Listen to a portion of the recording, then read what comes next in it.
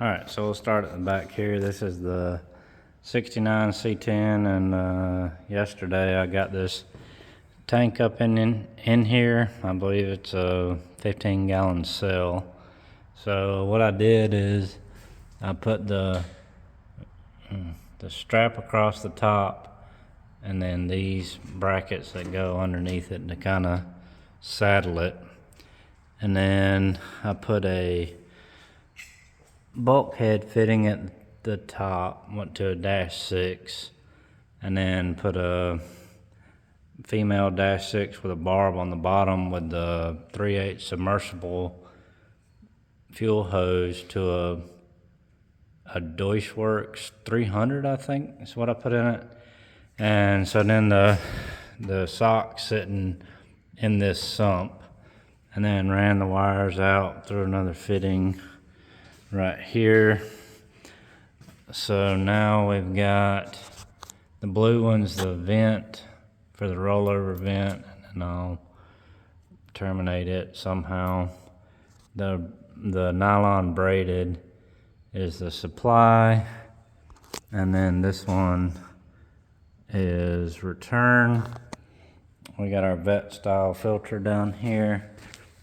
So what I'll do with it is I'll put it right there. We'll clean this up some, we'll mount that there, and then we'll have our supply and return there, and have our outlet to the front coming out of here. I'll get the 3/8 fitting that goes in here, and then output to -6 male AN. And then I'll run the fuel line over here behind this spring bracket, down the frame rail, along the frame rail, and then there's our connection right here. So what I'll do is I'll slip this off and then put the fuel hose over there, so that'll be a connection.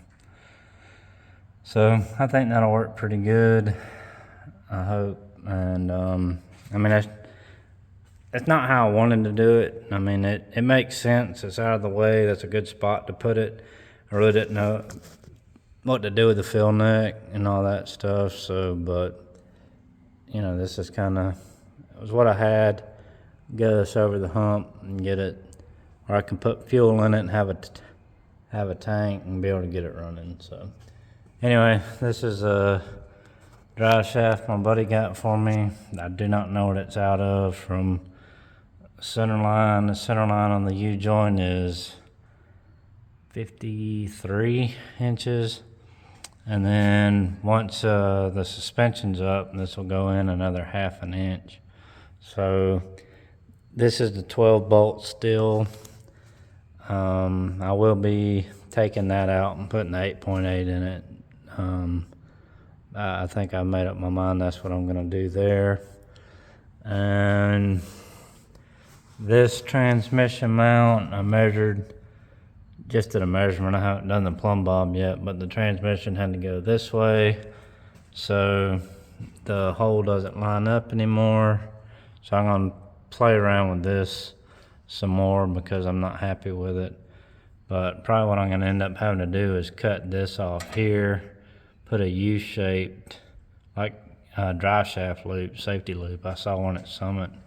So I'll probably put that here, fix that, cut it to where this is centered because the hole's at an angle. It does have, this mount does have 3 holes, but I don't know. I'm gonna pull it off, take it out, trim up the ends because it's pretty tight left to right in the frame rails. So, and to be honest, I really don't know if this side goes on this side of the mount or if it needs to come on the back side of the mount. If it's on the back side, it's all in the way of this parking brake stuff, which, let's be honest, all that's going in by the wayside because I typically don't, I don't know, it always ends up where that just gets taken out and never gets put back. So I don't know, I want to get that right. Haven't heard back from the transmission. Again, I don't care, no rush. I've got plenty to do. But these collectors, I don't know if I said already, are 3.5, so I've got to get a reducer to 3" and then run it straight back. And what I was looking at is coming through here, this cross member, and surprisingly there's somebody that sells a template or something that bolts to these holes right here and then lays out the hole so the exhaust actually does pass through here, because otherwise you'd have to turn down and go under this and all that stuff. So I mean, structurally I don't see a problem with going through there. I mean, I could box it or reinforce it or whatever needs to happen there to make that sturdier if it were to affect the structural. But again, I don't think it's a big deal. I think we can just cut our hole right there, have our exhaust come through here, come up in here, and then have our mufflers sitting somewhere in this area, and then our exhaust come through here and then turn down right over the axle towards the back tires. That's how I like it.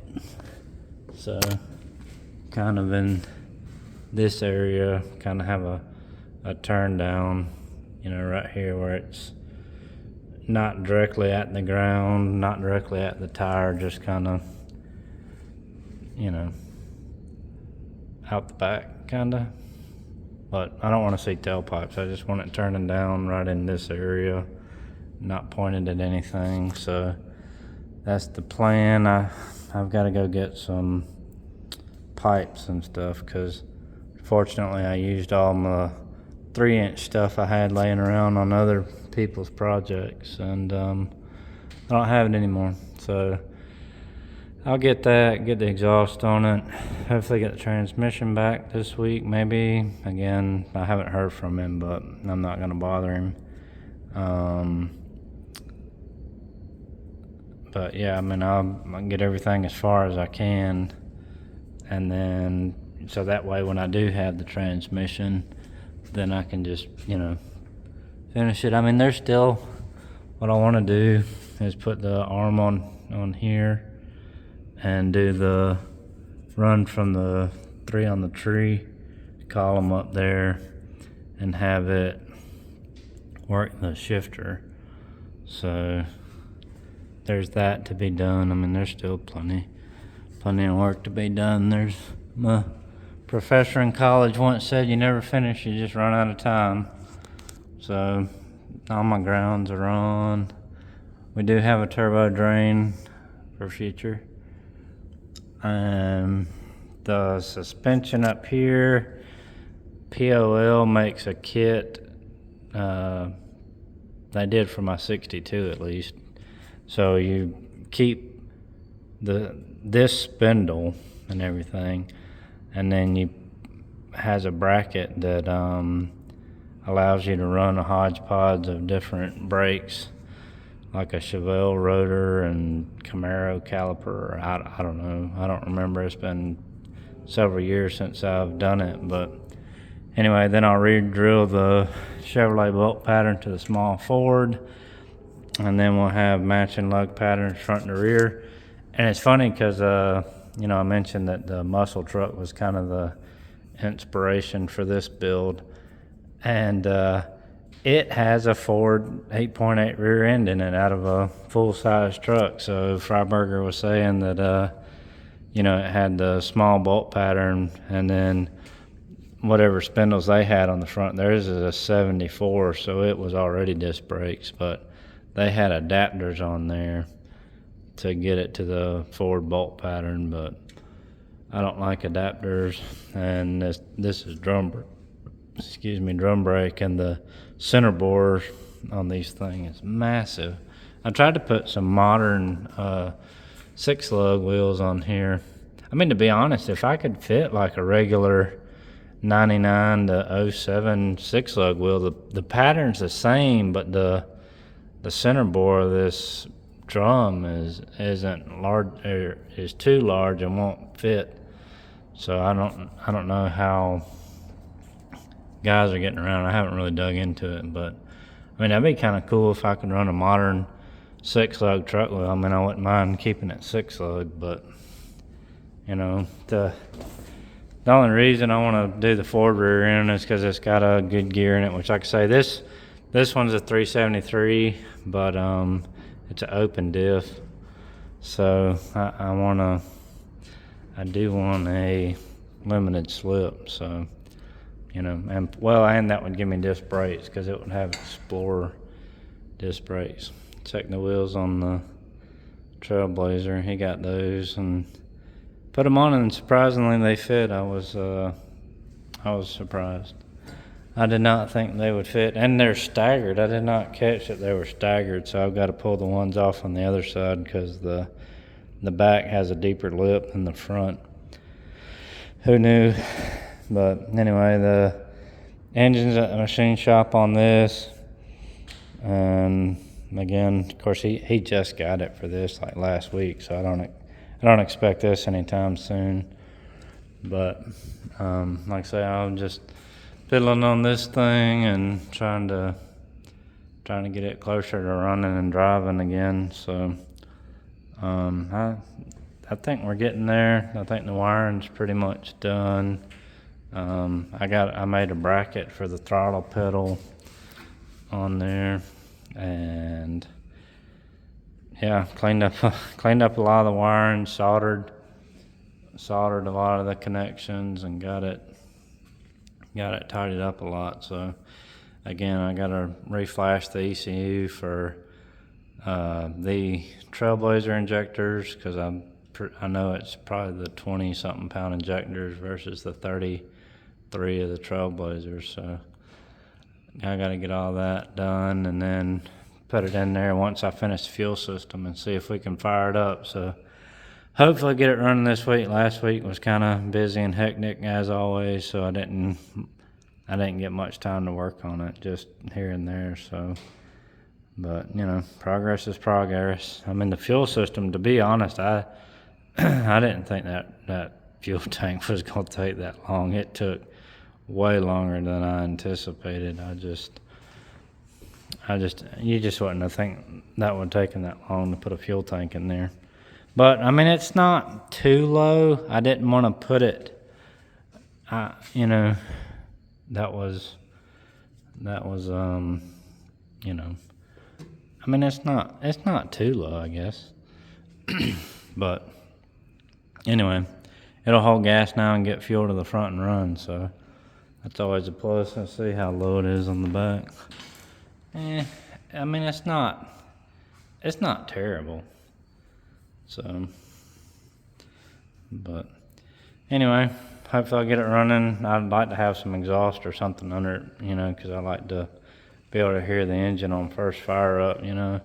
And I'm sure you won't be hearing much with those 3.5 collectors. So I'll try to get some exhaust under it and get the file flashed, and then finish up the fuel, the wiring, and the plumbing, and get it running. Hopefully the next video on this will be a startup video. So I'm towing with the Quadra-Steer tomorrow, and so the trip down to the dyno, which was about 60 miles, was on my team that was getting 12.9 miles a gallon. And then we were on the dyno for 10 or 15 pulls on that poor truck.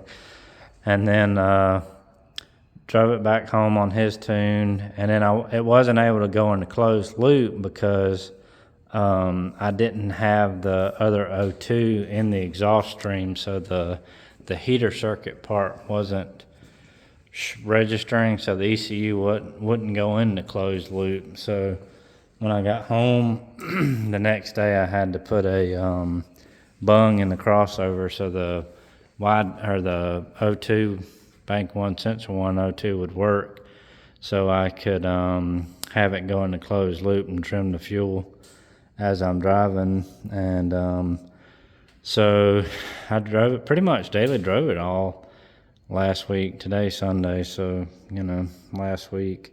Drove it pretty much every day, did well, really, really happy with that truck. And it got 13.7 miles to the gallon, so I was extremely impressed with that, because that white truck I did, the white 2500 that was naturally aspirated, it got 12 and a half, which I was happy with that, you know. I mean, it had good power and torque, and it only got 12 and a half, which I'd be happy if the red truck got that. It's just, the red truck just does not get fuel mileage. But I did do the same thing on it. I put bank 2 sensor 102 in the downpipe, and I already had bank 1 sensor 1 in the crossover, so I switched over the injector thing in the fuel table in HP tuners, and then so now it's globally trimming the fuel for all injectors based off of bank 2 sensor 1, and so it should do better on fuel mileage. But yeah, I was very impressed with 13.7, but we're towing tomorrow with it, so I'm curious to see how it does, because I haven't pulled a trailer with that one at all, actually. So I'll be curious to see how the 4-wheel steering works, and to see how that little turbo does with the instant torque it has. I think it'll do really well, so maybe I'll do an update video on that if anybody cares. But anyway, that's it for now.